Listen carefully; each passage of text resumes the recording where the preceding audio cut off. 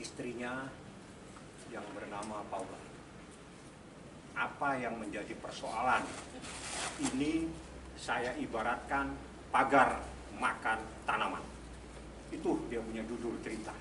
Jadi bagaimana, seperti apa kejadiannya, karena ini sesuatu yang cukup pribadi dari yang bersangkutan ya. Mungkin begitu saya sampaikan seperti apa sebetulnya.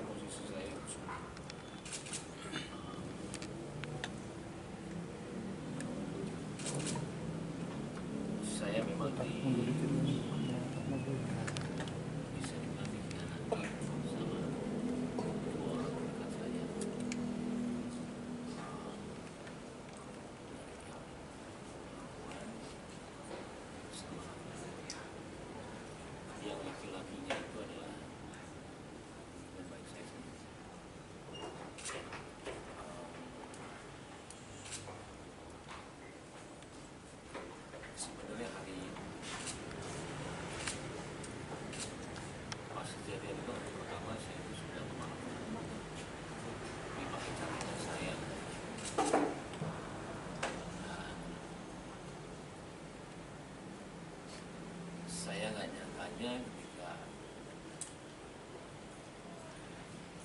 saya mengetahui ada telepon laki-laki itu diganti sama pihak wanita yang ya kalian sebut laki-lakinya. Ketika ada di posisi itu berat sekali untuk memaafkan, karena maaf, saya tidak tahu mereka itu ngapain. Saya juga tidak mau suzon, cuman dari rantai semua itu, karena ini sudah 1 tahun tidak muncul itu ada. Saya sendiri adalah suara kita yang mendengarkan kalian. Saya tidak percaya apa yang terjadi sama saya, karena saya selama ini cuma menahan semuanya selama 1 tahun. Saya karena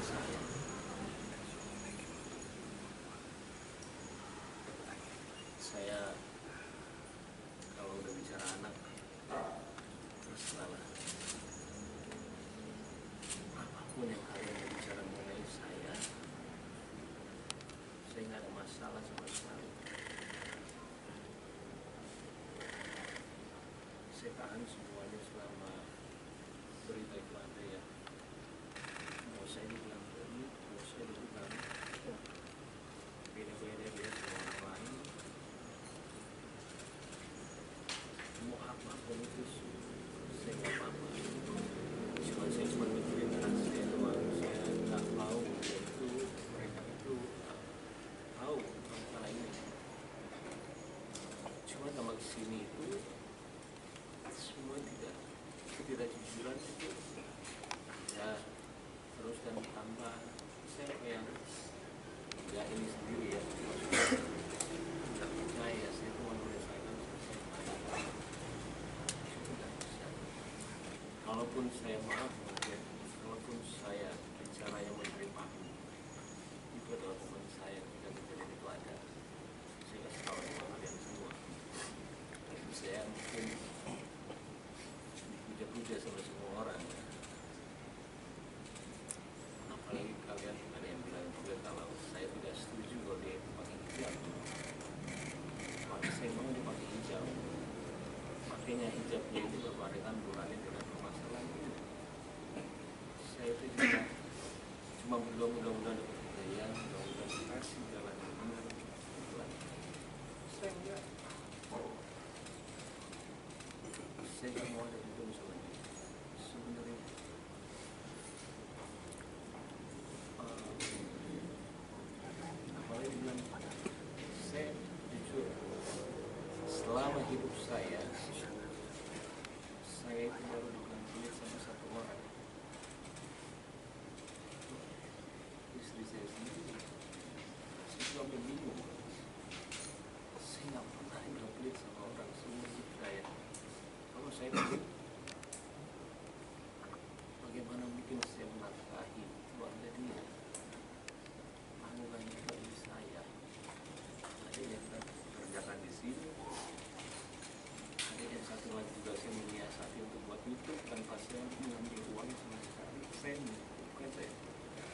Saya lebih kayak menunjukkan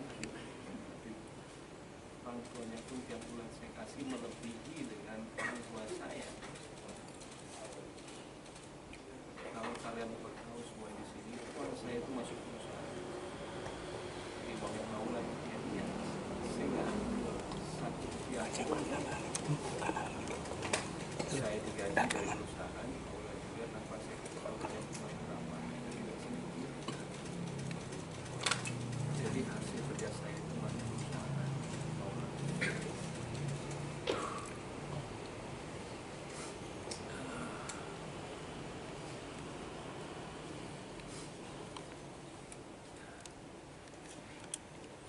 Dan sebenarnya saya juga bingung ketika pembicaraan maaf harta gunung tinggi itu ada sebelum kita perceraian. Itu kadang saya juga menanyakan mengapa membicarakan harta gunung tinggi dan kita belum cerai. Saya itu nggak pernah ngecek handphone istri saya karena saya sangat percaya sama dia. Sekalipun saya nggak pernah. Ketika ada berita itu ada yang datanya dari asisten, saya nggak ngeceknya. Ini kasih lihat saya. Terus saya mau ngomong apa? Saya nggak akan jalan di sini semuanya. Saya ke keluarga saya tanya semuanya ini mereka bilang selesaikan. Dan itu saya nanya sama ayah saya, satu kunci kehidupan saya dalam kehidupan, saya selalu menanyakan orang tua saya. Terus dia bilang sama saya, sama saya bilang, saya bilang selesai. Mau dia lagi baik. Akhirnya saya kata ke dia, jadi kalau bilang ini semuanya tiba-tiba, enggak.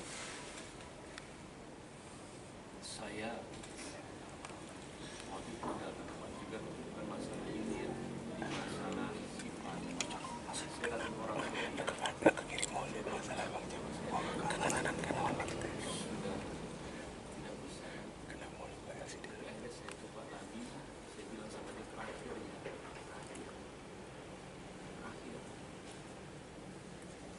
Ya setelah terakhir itu tiba-tiba ya yakin.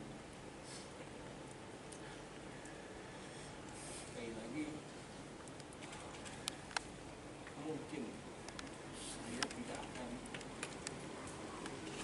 sering ngobrol dari semua kalian tempat.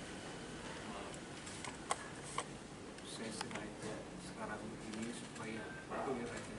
Saya juga saatnya kalian bukan membersihkan diri saya. Ya. Besarnya saya nggak tahu itu putusan yang benar atau tidak. Karena kan saya harus bilang kalau memang ada tidak benar itu. Cuma saya minta maaf sama wartawan. Saya juga tahu pekerjaan kalian. Karena saya nggak mau dibaca. Saya kasihan orang saya. Kelihatan. Ya, jadi pada itu apa yang dikatakan Pak Efendi itu berjalan sudah hampir setahun yang lalu, jadi tepatnya November.